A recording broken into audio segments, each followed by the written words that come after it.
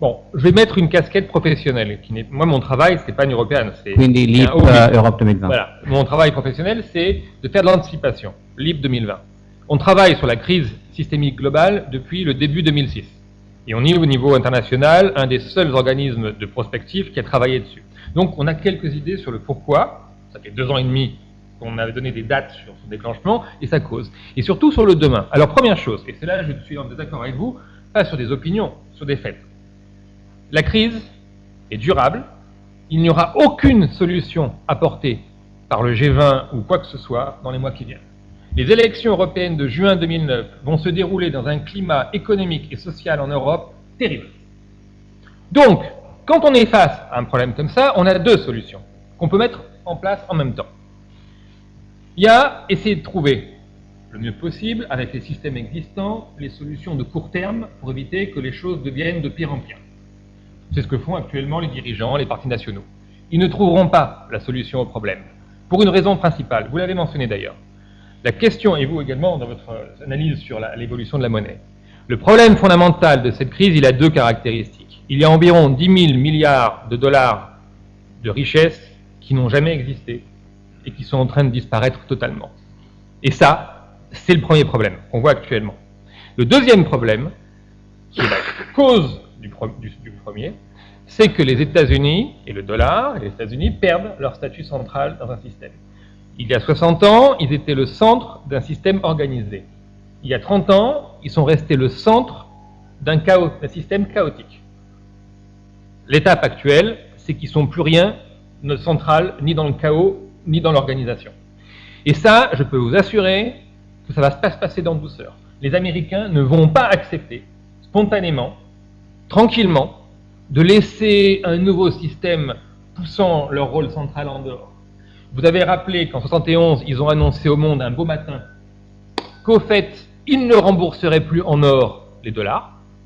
Attendez-vous, dans les mois qui viennent, à avoir exactement la même nouvelle venue de Washington concernant l'intégralité de la dette américaine. Ils vont annoncer qu'ils ne rembourseront pas $1 pour $1, mais qu'ils rembourseront plus probablement $1 pour 1/10 de dollar. Et ça arrivera dans les 12 mois qui viennent. Donc c'est le contexte général. Au niveau de l'Union européenne, ça va avoir quelles conséquences? On a la zone euro qui va se renforcer, structurellement, parce qu'on est lié grâce à la création de l'euro lors de Maastricht et compagnie, on est maintenant lié. La zone euro, on se tient tous comme ça, par la barbichette, on n'a pas le choix. Donc, n'ayant pas le choix, on va être poussé, démocratiquement ou pas, on sera poussé de toute façon à une intégration accélérée, économique, fiscale, budgétaire, etc. L'Union européenne, c'est une autre affaire. Les nouveaux États membres qui ne sont pas encore dans l'euro vont voir leur chance de rentrer dans la zone euro reculer, parce que la Hongrie, la Pologne, la Tchéquie, etc. sont précipités dans les problèmes par la crise. Le Royaume-Uni est littéralement en effondrement, à l'image de ce qui se passe aux États-Unis en pire. Donc le Royaume-Uni va se trouver complètement marginalisé à tout niveau, politique, social, économique, etc.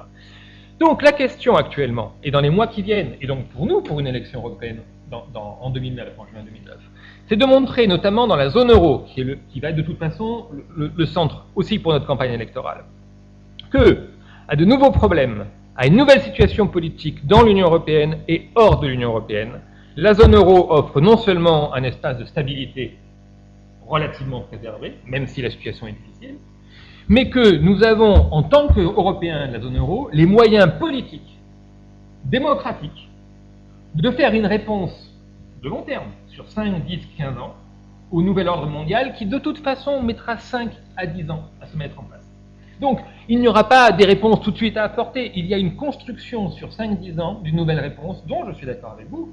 Les Européens ont un rôle essentiel pour apporter un nouveau mode d'organisation sur la planète. Mais ça ne sera pas en 3 mois.